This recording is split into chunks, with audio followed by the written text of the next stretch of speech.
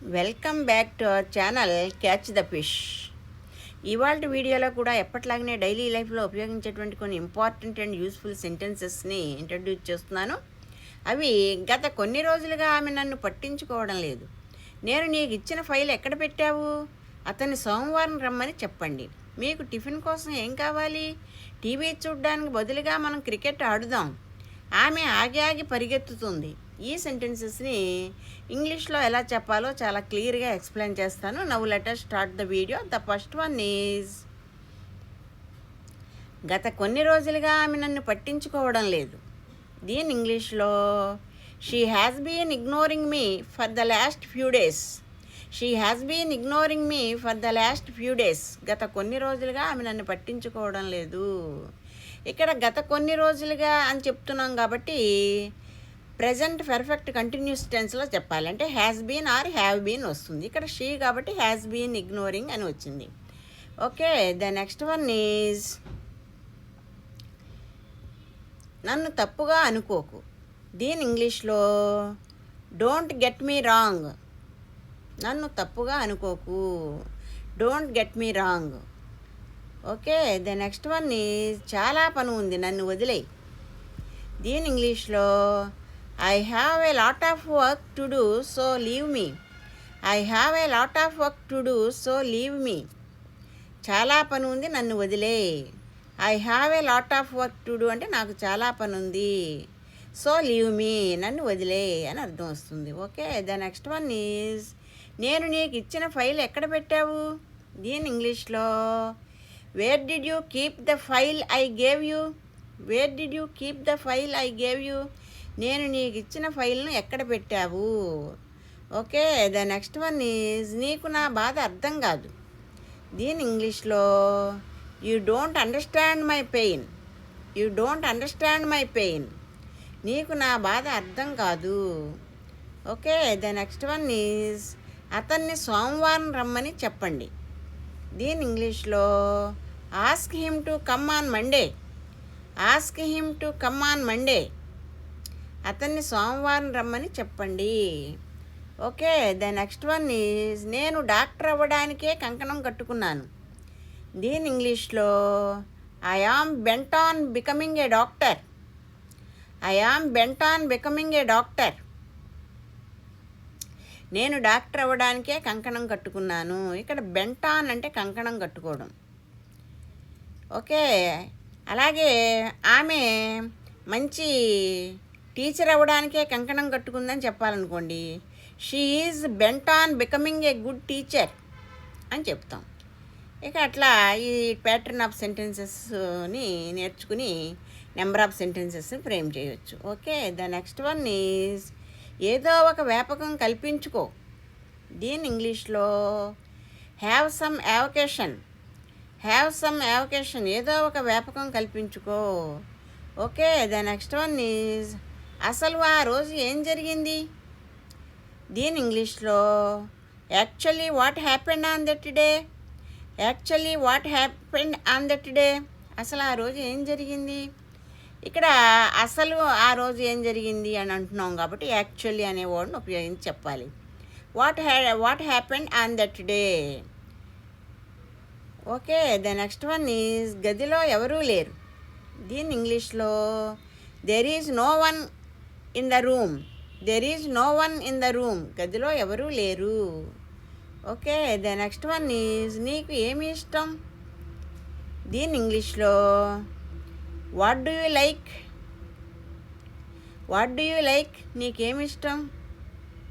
అదే ఆమెకి ఏమి ఇష్టం అని చెప్పాలనుకోండి, what does she like. What does he like. What do they like, వాళ్ళకేమి ఇష్టం.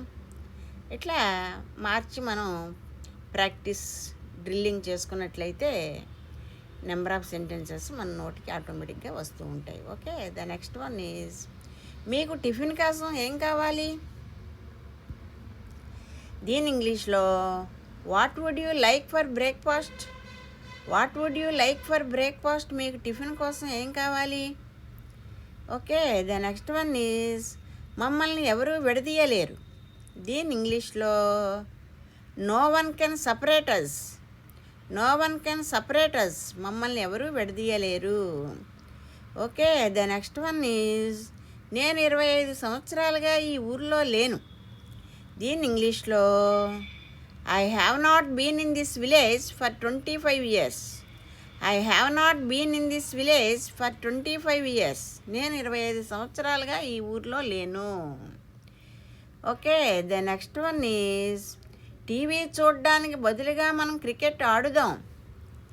దీని ఇంగ్లీష్లో let's play cricket instead of watching TV.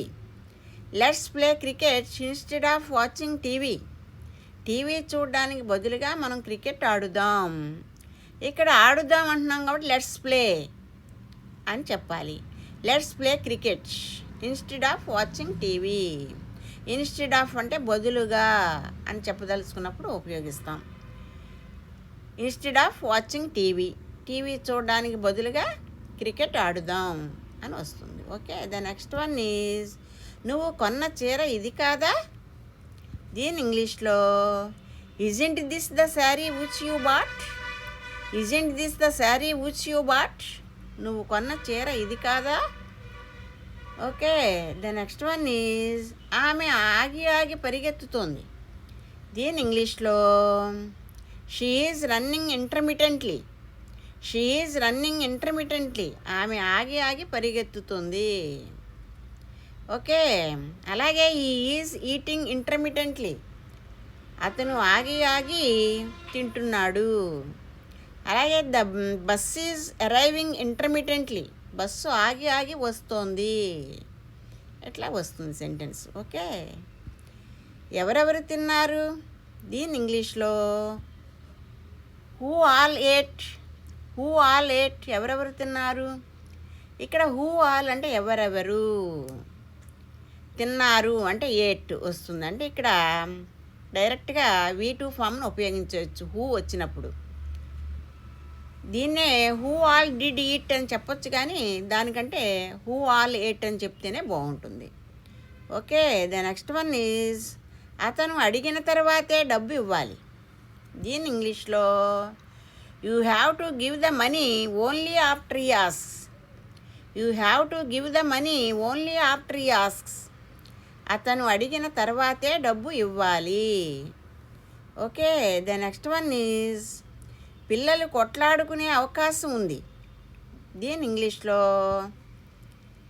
Children are likely to fight. Children are likely to fight. పిల్లలు కొట్లాడుకునే అవకాశం ఉంది. అవకాశం ఉంది అని చెప్పదలుచుకున్నప్పుడు లైక్లీ టు వస్తుంది. Okay, the next one is నేను రాత్రి పడుకునేసరికి తెల్లవారు 2 అయింది. దీని ఇంగ్లీష్లో it was 2 o'clock in the morning when I went to bed. It was 2 o'clock in the morning when I went to bed. నేను రాత్రి పడుకునేసరికి తెల్లవారుజామున 2 అయ్యింది. Okay, the next one is అతను తిండి తిని ఎన్ని రోజులయ్యింది. దీని ఇంగ్లీష్లో how long has it been since he last ate. How long has it been since he last ate. అతను తిండి తిని ఎన్ని రోజులైంది అని అర్థం వస్తుంది. Okay, thank you for watching. If you like this video please like, share and subscribe. I will see you with some other concept. Until then, please keep learning, keep practicing and keep supporting me. Have a nice day.